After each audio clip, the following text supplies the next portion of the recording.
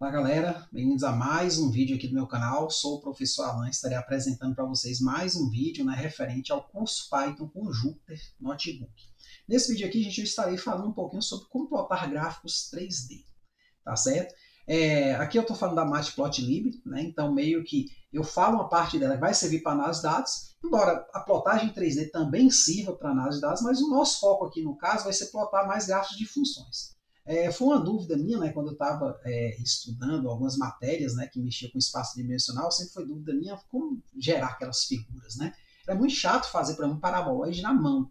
O negócio saía feio, saía ruim. Então, quando a gente consegue um software como esse, que nos permite gerar uma figura ou várias no mesmo ambiente, nos permite visualizar melhor uma situação.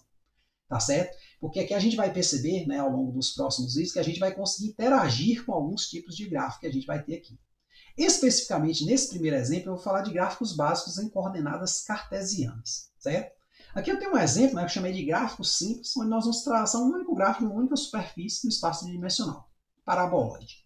Então aqui eu vou importar o Matplotlib, vou importar NumPy, e aqui eu vou gerar o range em x, vai ser o quê? Variar de menos 5 até 5, são 100 pontos.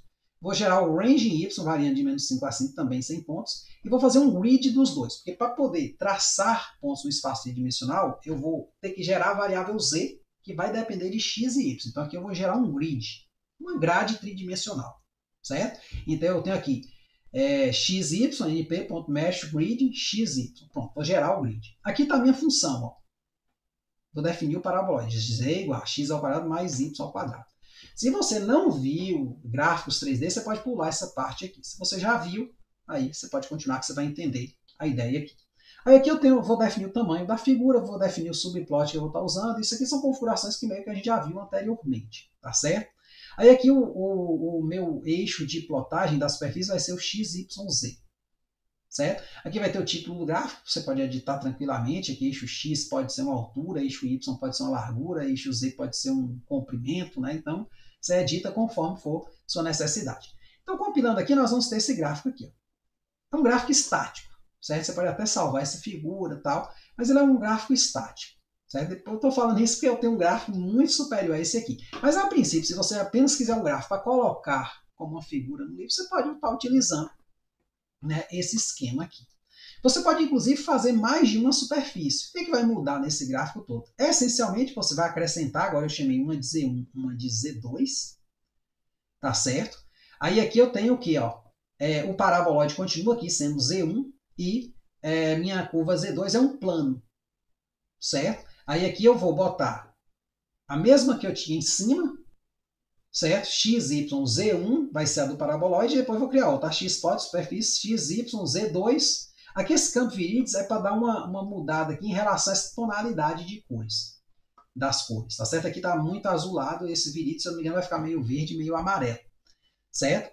E aí aqui eu tenho o gráfico 3D do paraboloide e do plano, Vou botar assim, ó, e do plano.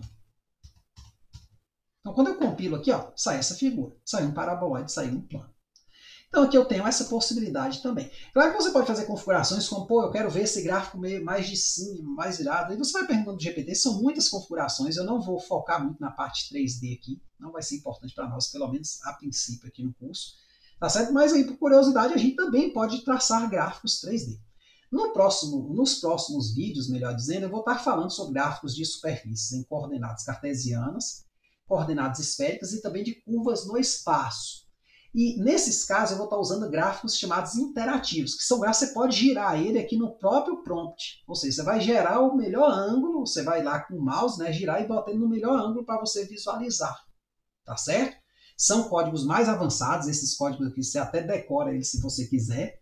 Eu quase nunca decoro. Venho aqui, copio e só edito as funções.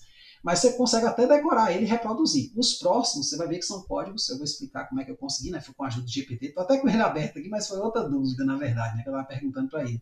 E foi o GPT que me ajudou a gerar esses outros códigos. Tá certo? Eles são bem complexos, mas eles são bem úteis, bem interessantes.